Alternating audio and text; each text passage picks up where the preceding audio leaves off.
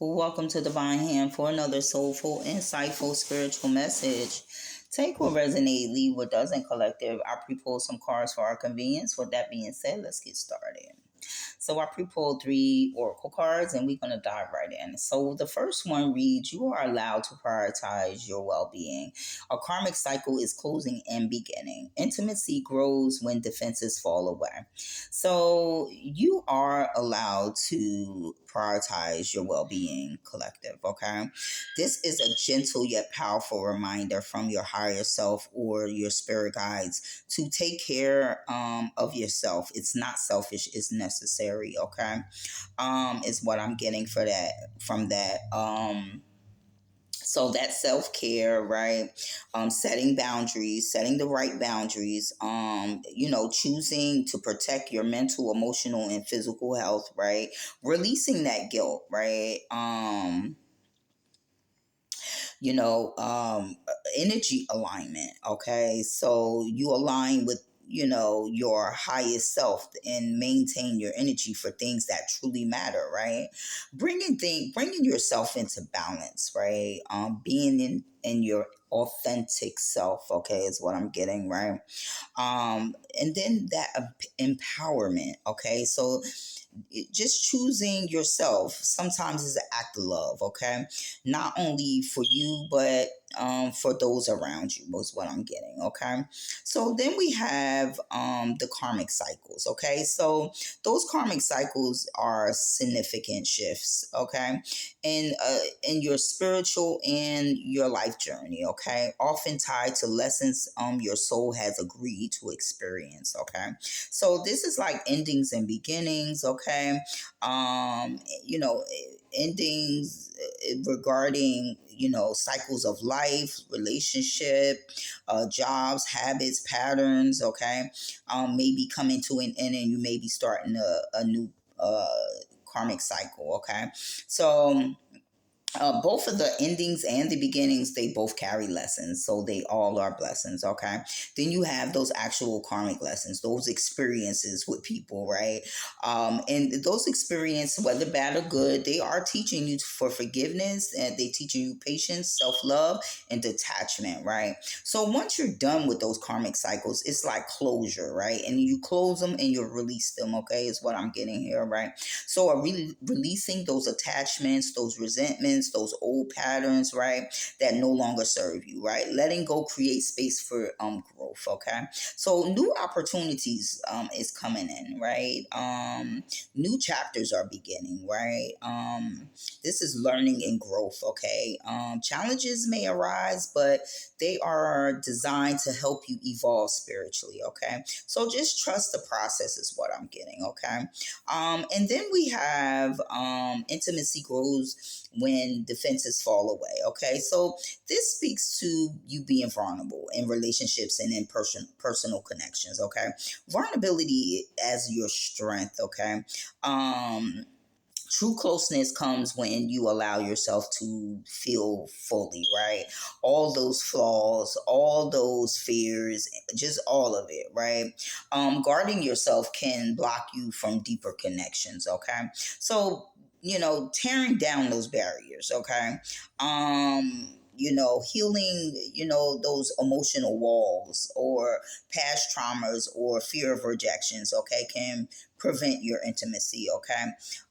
This card encourages you to just lower those defenses, okay? Trust the openness, okay? Authentic connections. Let your guard down so you can allow relationships, romantic friendships, or whatever, to evolve. You know, out of like superficial things, like things that's meaningless, okay? You want to go deeper, by connecting with authentic people, being in your authentic self, if you get what I'm saying, okay? So having that self-compassion with yourself is just all tying it all together, okay? So I'll pull some tarot for each card for the read, and we're going to begin the read, okay? So I pulled the magician card, and the magician card represents that personal power, right? Manifesting what you want, what you need, okay? This is aligned with prioritizing your well being, okay? This also reminds you that you have the tools and the energy to take care of yourself and shape your life consciously, okay? So, you are shaping your life consciously, right? You're really watching carefully who you give your intimacy, who you spend your time with. You don't want to repeat no karmic cycles is what I'm getting here, right? So we have the Seven of Swords next, right? And so the Seven of Swords is that karmic cycle, right? And this is the karmic cycle closing, like dealing with deceptive people, people taking people, doing all types of, crazy stuff to you, hateful stuff. You're closing the cycle with these type of people, okay? This is basically just, you know, it's related to those karmic cycles because the experiences of dishonest people, right? Even you being dishonest or self-deceptive with yourself regarding these people. So we're closing the cycle on that, right? This is what we manifested, and we're in that chapter right now is what I'm getting, right? This is present energy, okay? So then we have the Page of Wands, okay? And so this is the karmic cycle closing and another one beginning. You're looking towards the horizon, right? This is new, this is fresh, okay? And you're curious, you're exploring, okay? And this is directly tied to new karmic cycles, okay? Exciting opportunities, to growth, to your spiritual and your emotional, okay, is what I'm getting here, okay? All the passions, your passions that's in your heart, in your soul, okay? So that's exciting, all right? So then we have the Ace of Cups. And so the Ace of Cups is speaking to that intimacy, okay? So by closing those cycles is what I'm getting, right?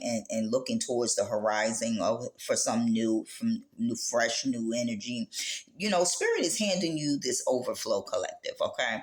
Spirit is handing you this overflow of love, maybe a new beginning of love, a new emotional beginning, right? This might be new connections. It may even be like deep intimacy with someone, okay? This is something that fulfills you emotionally is what I'm getting, okay? And this is what you're getting from closing these cycles, okay?